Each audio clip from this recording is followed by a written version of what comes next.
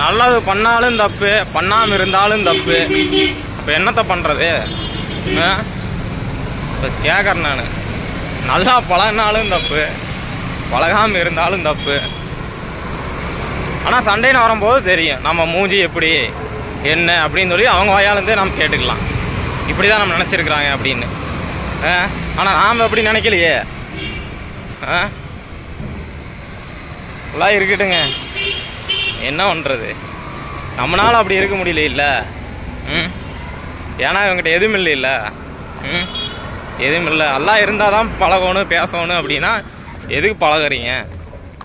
பார்த்தும் பார்க்காத மாதிரி மாதத்தில் ஒரு டைம் பார்த்து பேசிட்டு தலையாட்டிட்டு போக வேண்டியதானே.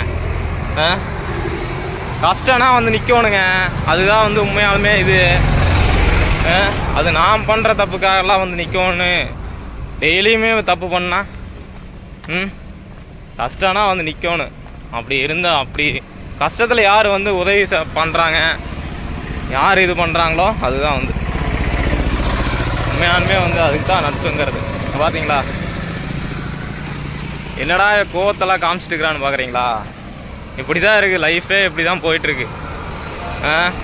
கோவத்தில் போடுற அந்த ஆறு மாதிரி தான் ஒரு இடத்துல நிற்காது, அது வாட்டுக்கு போயிட்டு தான் இருக்கும். இப்படி இருக்கிறதுக்கு அதுலேயே இருந்துட்டு போயிடலாமே. யாரை நம்புறதுனே தெரிய மாட்டேங்குது. யார்கிட்ட பேசுறது, யார் எப்படி இருப்பாங்கன்னே தெரிய மாட்டேங்குது. எல்லாத்துக்கும் தலையாட்டுறவங்க பார்த்தீங்களா, அவங்கள தான் உண்மையாலுமே நம்புவீங்க. இந்த கூட நின்றுட்டு தலையாட்டிட்டு அவ்வளோ கேளுங்க ஒன்றும் பிரச்சனை இல்லை. எங்களையெல்லாம் பார்த்தா தான் கொஞ்சம் இதாக தெரியும். அமைதியாக இருக்கிறான் பார்த்தீங்களா, அவனை தான் இளைச்சவாயன் அப்படின்னு சொல்லுவீங்க. எதுவுமே பேசாத இருக்கிறான், சரி ஓகே அப்படியே அவங்க கூட அப்படியே விடுவோம், பேச்சை விடுவோம். ஃப்ரெண்ட்ஸ் எதுவும் சொல்கிறதுக்கு இது இல்லை. பாருங்க அதெல்லாம் முடிஞ்சு போன விஷயம். இங்கே பாருங்க பழைய பஸ் ஸ்டாண்டில் இருக்கிறேன். இப்படி தான் அவனுக்கு வீடியோ எடுத்து போடணும்.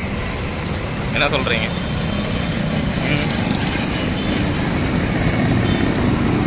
இருக்கிற அந்த மாதிரிங்க. எங்கே வேணாலும் வேலை கிடைக்கல, சரி ஓகே.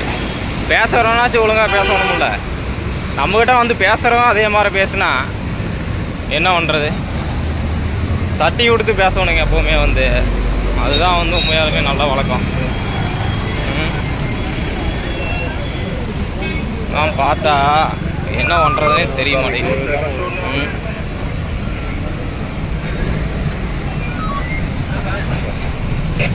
எரிச்சல் வருது எனக்கு. லைஃப் நினச்சாவே எரிச்சல் வருது. யாருக்காக வந்து நிற்கிறோம்? நம்ம வருவோமாம்மா, அவங்க அங்கேயே நில்லுங்கன்னு சொல்லிட்டு போவாங்களாமா. எல்லாம் பார்த்தா எப்படி தெரியுது? தெரியாமல் கேட்குறேன். நான் உண்மையாக தான் இருக்கிறேன். உண்மையாக இருந்தாவே போதும். உண்மையாக இல்லைனாலும் பரவாயில்ல, ரெஸ்பெக்ட் கொஞ்சம் ரெஸ்பான்ஸ் பண்ணாவே போதும்.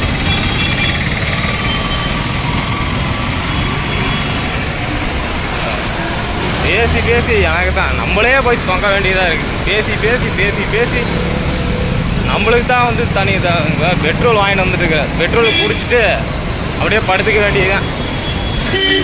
எரிச்சமாக ஆகுது எனக்கு. பாருங்க பழைய பஸ் ஸ்டாண்ட்லேருந்து வண்டி அதுக்கு மேலே வண்டி எங்கே வந்தாலும் பெட்ரோல் ஒரு நாளைக்கு 300 400 ஊற்றிக்கிட்டே இருக்கணும். நம்ம குடிக்கிறோமோ இல்லையா, வரதே அப்படி இப்படின்னு தான் வருது. அதுக்கு வேறு ஊற்றிக்கிட்டே இருக்கணும். அதுக்கு நீங்கள் வண்டியை மாற்றலாமேன்னு சொல்லிட்டு கமெண்ட் பண்ணுறதுக்கு வந்துடுவீங்க. சூழ்நிலை அவனுக்கு அப்பப்போ மாறும்ல, அதனால தான் அப்படி இருக்கிறேன். ஒரு நாள் மாறாமலாம் இருக்காது. அப்போ வச்சுக்கிறேன் நான்.